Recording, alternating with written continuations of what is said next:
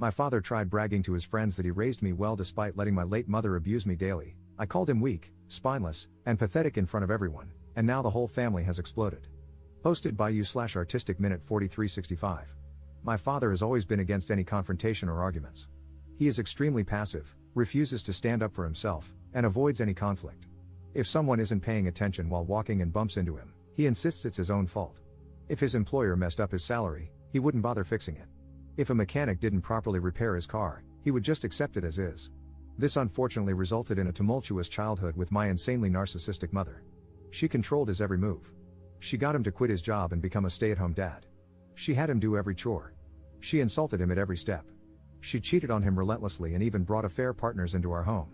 She enjoyed making his life miserable every day, and he never questioned it.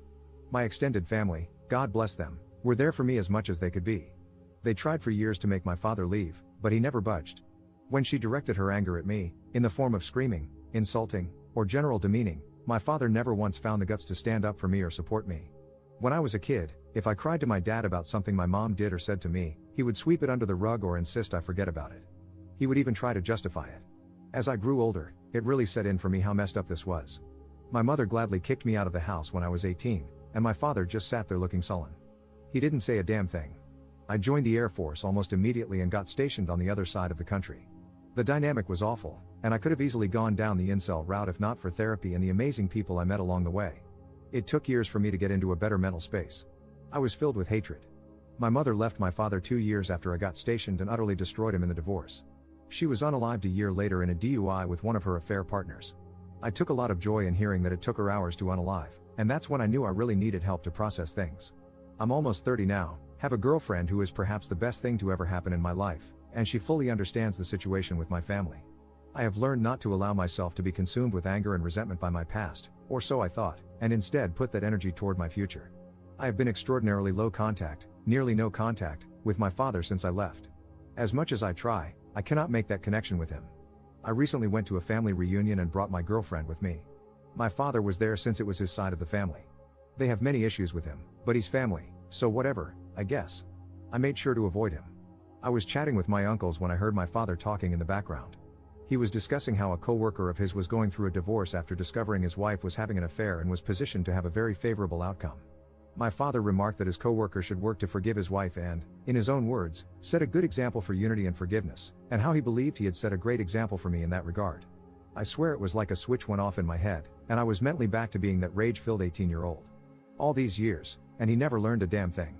I turned to him and asked if he was effing serious. He looked at me and started to stutter. I know the next minute was pure word vomit, and I can't relay it perfectly, but to sum it up, I shouted that he was a pathetic father, a pathetic man, that his family all knows he's a disgrace of a human being who would rather let his son be treated like crap than defend him because he's a effing coward. No one would ever see him as an example to live by, his wife would rather sleep with half the neighborhood than even touch him, and he should never ever believe anyone respects him. I began to derail and ramble between my shouting, and my girlfriend quickly took me out and drove me home. It was insane how quickly being away from him made me feel better. She just held me when we got back and told me it was okay.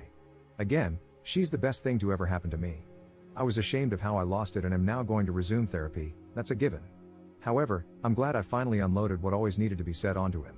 Extended family is pretty mixed in their reactions. His brothers, my uncles, said it was time for him to hear it from me. My grandparents are pissed that I did it in front of the entire extended family, with some saying I should have done it behind closed doors instead of in front of everyone. Relevant comments. Commenter.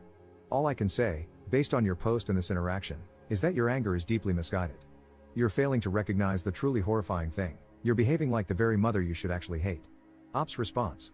Oh, trust me, I fully hate her as well, but she's gone, and there's no use holding a grudge against a dead person. I had hoped, though, that after his son made him an outsider in his life, his family openly joked to his face about his failings as a father, his ex-wife drained him of everything and left him starting over in a one-bedroom apartment, and his friends slowly left him one by one out of embarrassment, that maybe, just maybe, he would have had at least one moment to reflect and consider that he should have done things differently. Update 2 days later. Thanks for the advice and recommendations, even among some of the responses calling me the jerk. However, some of them needed to be addressed because they were either hilarious or cringe-worthy. Some of the responses were very angry, and they confused me at first, until I saw their comments further down or checked their profiles and saw rants about double standards or complete non-sequitur ramblings about women. So yeah, not helpful advice, but they served as great dark reflections of how I could have turned out if not for the support in my life. Some attempted to portray my dad as a humble, kind, caring, sensitive old man, and made it seem like I was just being a big bully. This was a good insight into how enablers of abuse get away with so much in today's world, because so many people forget that they are part of the abuse themselves. Others tried to mentally dissect me or have a gotcha moment to pull apart my story. That was generally asinine, and I had to step away from those before they asked for my cranial measurements or something. So, it was pretty much the next morning when I realized I needed to address the events of the night before. I first spoke to my girlfriend and gave a sincere apology for having her see me like that. She reassured me that nothing was wrong. She's known me for years, has always known me to be level-headed, and understands why I snapped. She has her own history of dealing with narcissistic families, so she absolutely understands the dynamic. She only really suggested that it would be best to work on spending time around my extended family since my father will always be there. I told her not to worry, that I would immediately talk to them afterward to figure that out. So, that part's fine. I may have looked kind of like a jerk in front of her, but I'm making sure that doesn't happen again. I also informed her of my intentions to resume therapy to keep myself steady, which she was happy to hear. I called my grandparents and sincerely apologized for putting such a sore dent in their family reunion. I told them it wasn't appropriate, and while it felt good to say those things to him, it should have been done privately, not in front of everyone. I also explained that going forward, as much as I love spending time with them, since the family always gathers as one group, which includes my father, I need to distance myself occasionally until I feel comfortable being around him again. I reassured them that I'm not, nor would I ever, establish an ultimatum or make demands of them. Either way, I just need to step back for now. I guess during my apology and explanation, I was kind of going on a tangent because my grandfather interrupted me to tell me to calm down. He explained that after I left, people started to separate or slowly leave, and eventually, they were able to talk to my father one-on-one. Apparently, seeing me freak out led to my grandmother having a mini freak out of her own when she spoke to my father, which resulted in her kicking him out. While I have a great relationship with both of my grandparents, my grandmother has always been extra protective of me, so seeing me that way must have set off a fire in her. My grandfather then said that it's become a bit of an open family secret that my father is failing. His brothers taunt him about it, and they generally don't have a great relationship with him, while for my grandparents, it's always been uneasy. But seeing me the other day and how much it still affects me has really clicked for a lot of people that the situation was truly bad. They began to apologize, saying they were sorry if they didn't do enough, to which I very adamantly responded that they did more than anyone could have expected. It got very emotional for a minute, but it culminated in them telling me that they've decided to distance themselves from my father for the time being. They've given him the ultimatum that unless he does some deep introspection and regularly goes to therapy, that distance may become permanent. My extended family, I've been told, are going to try and reach out or call, but I asked my grandparents to relay to them that it's not necessary, and that I'm fine and sorry for ruining the day. Once again, they told me I shouldn't apologize for being hurt. Since then, a few extended family members have sent some messages, with the general consensus being that it's okay, though some older members are complaining about my lack of respect toward my father. And finally, I texted my father, hoping to meet at a local coffee shop for a final talk. When I met him, he didn't look good. I think his parents tearing into him finally got the message through. I had so many things I could have said, but instead, I asked him first if his coworker took the advice he gave him well. He just said that neither the coworker nor several others interact with him anymore. I then asked if he truly, 100% believes that everything he did for me as a child was for my benefit. He didn't really say anything. Finally, I asked if he has any regrets about how I was treated as a child and whether he thinks he did anything wrong. He looked utterly defeated and mumbled that he could have done more. I could have poked and prodded or gone on another rant, but instead, I told him this should be goodbye, and I hope he gets the help he needs. I think finally unloading my frustrations was what I needed to be able to move on and find peace. I absolutely need to stay on track with therapy and admit that a public outburst wasn't okay, but I think I'll be fine now. Second update 3 weeks later. Things have progressed over the last couple of weeks, and I now have broader context about my family. Long story short, a lot was hidden from me. My father was an absolute D-bag to his family, and that's why they treat him the way they do. I received a lot of feedback, and one thing that stood out was people questioning whether my extended family could have contributed to the abuse, which could explain why my father was so feeble. Since I've been trying to work on my relationship with my family, I figured it was time to ask the hard questions before going further. I met with my dad's brothers, who invited me out to a popular lunch spot. For context and clarity, Dale is the oldest brother, he is married and has a daughter and a son. My father is the second oldest, self-explanatory. John is the second youngest, also married with a son, and Bill is the youngest, married with 3 daughters. So, we met up, and I ripped the band-aid off by asking about my father growing up, what he was like beyond the basics I knew, and what's really going on with their relationship. Dale sighed and basically summed up that, besides what I already know, there's a lot of backstory I'm unfamiliar with that they never shared because it was never the right time or place. What I've always known is that my father was fairly normal when he was young. He was a little shy but fantastic academically, played sports occasionally, and had a close-knit relationship with his brothers. However, everything started going downhill when he met my mom during his junior year of high school. What I didn't know was that my father was a guiding figure for his two younger brothers and was generally seen as one of the nicest people, with a bright future ahead of him. My grandparents adored him, and he even became a bit of a golden child, but no one minded because of how well he treated everyone. The reason his family doesn't respect him now is due to how his behavior changed once my mother became attached to him. It started out simply: my mother acted rude and distant toward the family. They weren't huge fans of her, but since my father loved her, they tolerated it. She became possessive, slowly isolating my father and convincing him to give up his ambitions and goals. The family grew concerned and spent a long time trying to talk to him, urging him to leave her. My father didn't budge and began lashing out at them. When I was born, my extended family tried to approach my father about my mother's attitude. My father became angry and even threatened to report them for harassment. He was in complete denial about her behavior. When Dale's wife was struggling with fertility issues, my mother sent her appalling and cruel messages. Furious, Dale confronted my father, but instead of defending his sister-in-law, my father told Dale to drop it and even justified my mother's behavior. Dale punched him, and the situation nearly involved the police. From that point on, Dale hated him. John grew to despise my father when my mother insulted his son, who has mild physical disabilities. Instead of defending John's son, my father made a joke about what she said, which solidified John's hatred for him.